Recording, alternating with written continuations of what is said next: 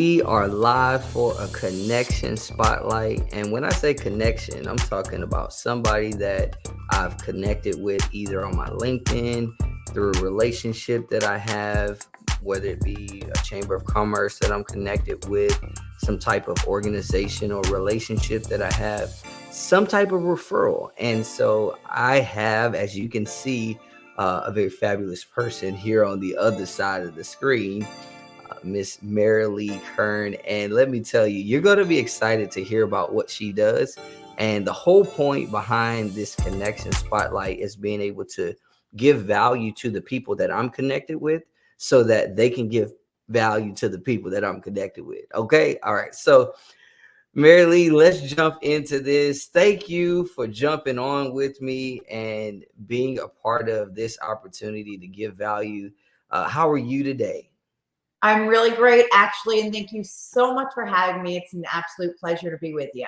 Awesome, awesome. So, folks, you might be checking this out on my LinkedIn, my YouTube, my Instagram, my Facebook, wherever it is. Just know that Merilee is going to be able to give you some value if the problem that you're experiencing is something that she can solve for you. So, what I want to do is to really jump into these specifics that we have, Merilee, to talk about what value it is that you offer. So, tell us a little bit about the company or companies in your case that you actually provide leadership for and the influence connected with them. I do. I have a few different companies, one of which is Kern Communications, which is a PR firm, and that's really focused on the earned organic side of the publicity fence. And then there's also a platform called the Lux List, which is also publicity, but more on the paid integrations side of the fence. There's a lot of synergy between the two, but specific differences. So those are my main two entities. So tell me your role, because we talked about this just in our conversation, the difference between marketing and PR and how they actually converge and all of that. Share what role you play in these companies, but also talk a little bit about the difference between PR and marketing. Sure. So I'm the principal at both firms. So I'm the founder and CEO, but I'm also super hands-on. Both are boutique companies, which is to say they're small, they're agile. I'm very much a part of every single initiative, really spearheading every initiative. So when a client retains or does work with either company, they're literally getting me. We're working directly together. So that's kind of the important thing that I need to convey about those companies. It's not these multi-layered agencies where the executive kind of delegates to a team and they're never heard from again. I bring my expertise to the table directly. Awesome, awesome. So you didn't give me, because you talked about it just a little bit to where people couldn't really hear it. So I want you to give it a little more direct. The difference between PR and marketing and how they actually work together, because Oh, that was something you gave me that really showed me the value of you being at that boutique level and the unique value that you provide, especially before we talk about what the problem is that you actually solve. sure. So marketing and marketing communications more specifically is sort of this overarching umbrella. PR is a part of that, but not only, there's advertising and digital and social media and events and all of these other facets of marketing communication. So PR, public relations, is one part of that, one aspect of that. And that's where I just sort of dig in and focus on that publicity aspect specifically. But it very much is a meaningful part of the overall marketing picture. So tell me this, with that in mind, what problem do you solve? Like, you have a unique solution, but what problem are you looking for to provide that solution to folks within the realm of PR? Sure. And the highest level answer to that is being able to provide guaranteed results, which PRs, unlike advertising, where with an ad you pay and there it is. And there really has not been that kind of opportunity in a real authentic way, at least on the public relations side.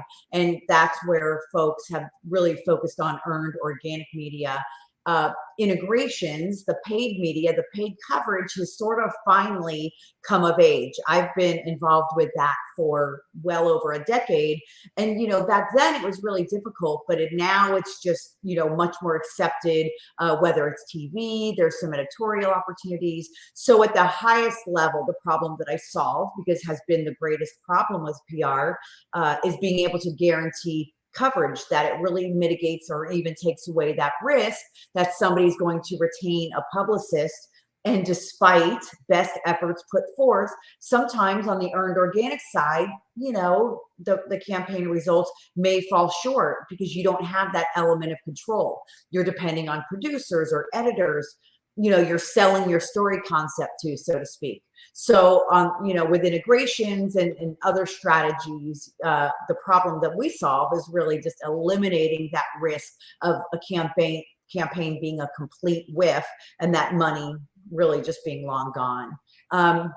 Also, there's levels of service, and we don't require contracts. A lot of PR agencies, and understandably, everybody has their own reasoning for things, but we purposely don't require contracts. We don't want to lock anybody in. Our services, our campaigns are sold by project, by campaign. And if you're happy with the results, our philosophy is you'll be back and we'll do another one.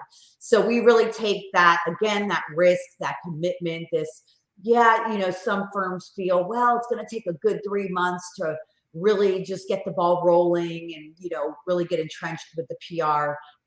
And sometimes that's true. We tend to do pretty well out of the box. So we have multi-level services, frankly, starting at $100 plus, where there's something we can do for you. So we never turn anybody away, and there's no contracts or anything like that. So, we solve a myriad of problems.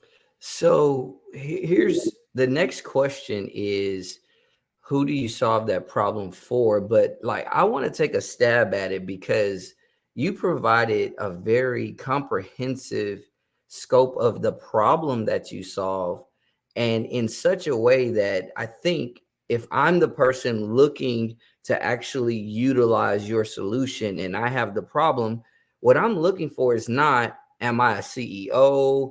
Am I a business owner? Am I an executive? Am I a manager? Am I a professional? I'm looking at, am I someone who's looking for PR first and foremost?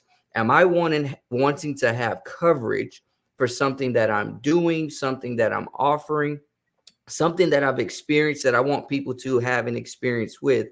And my problem is I don't have guarantees of my campaign, who I access, and being able to make sure I get the coverage opportunities that I'm looking for.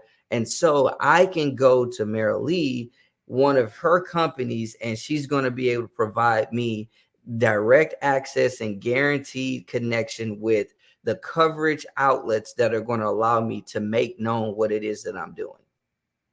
Sure. So in terms of who I serve, it's sort of categories. Okay. As far as a classification of clients, our specialty is not having a specialty. And we're very, very agile and adept at being able to articulate and convey and even determine at the onset the news value opportunity, and to be able to present that to the media in what we believe to be a newsworthy, timely, relevant, compelling way.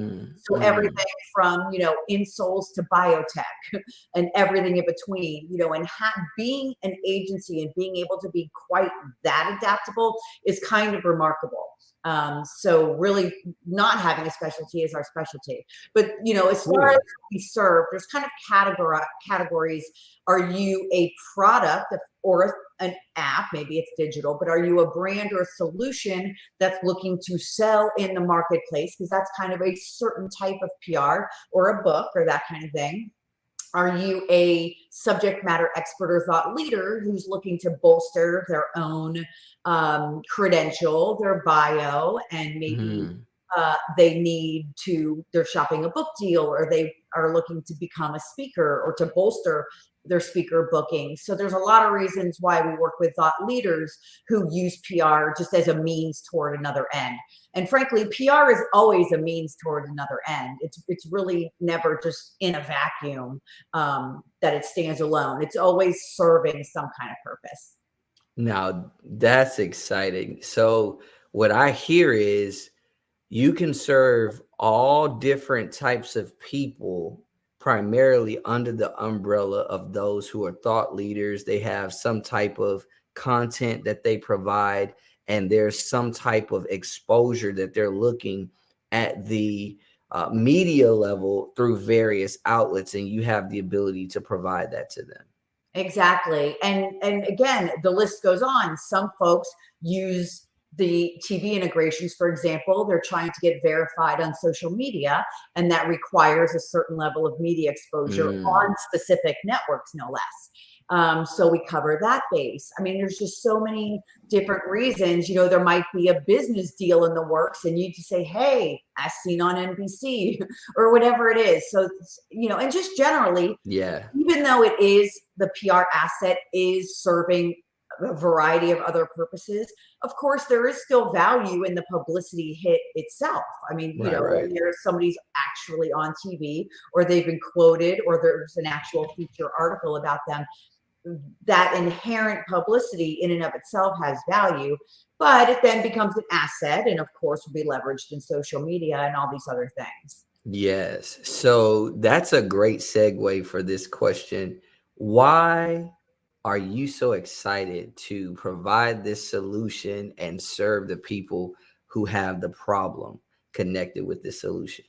Yeah, and this is the best question. So I've had my agency for about 20 years, and I just over the years cannot tell you the number of times I've engaged with a new client and they've told me a horror story, you know, with a past publicist or PR experience that, you know, it just seemed almost expected or rampant that by the time they got to me, they're like so jaded and kind of wary about engaging with a new publicist. And it was just so frustrating because now I'm having to sort of represent and redeem the PR field because they had a bad experience.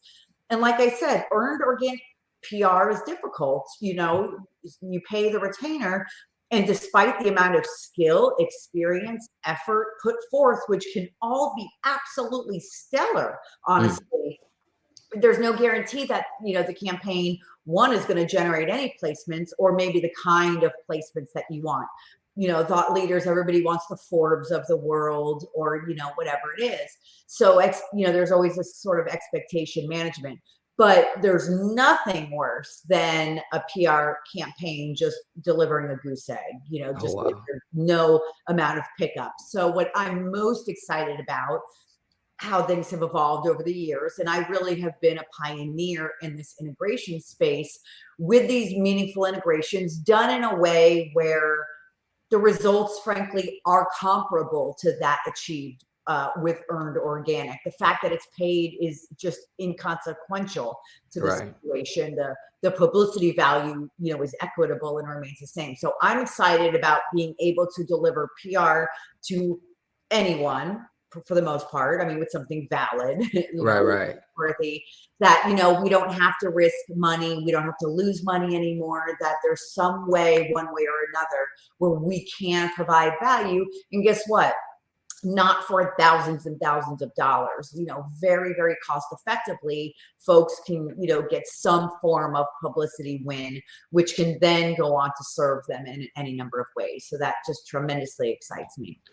You know, I actually checked out some of the content that you've done that's on not LinkedIn, YouTube, as far as, you know, just some of the spotlights of different people's content and whatnot, and just the passion and the energy that you put into really providing that that picture for the product, that picture for the experience that people can gain. And so I can see in everything you were just saying, this unique element that people are going to be able to get, knowing that this person over on the other side, Merilee, by the way, really can guarantee results. And what I hear, before I ask you how people can get with you, what I hear is your guarantee is not necessarily that they're going to guarantee results after the campaign, meaning I've got on this segment, I've got on this particular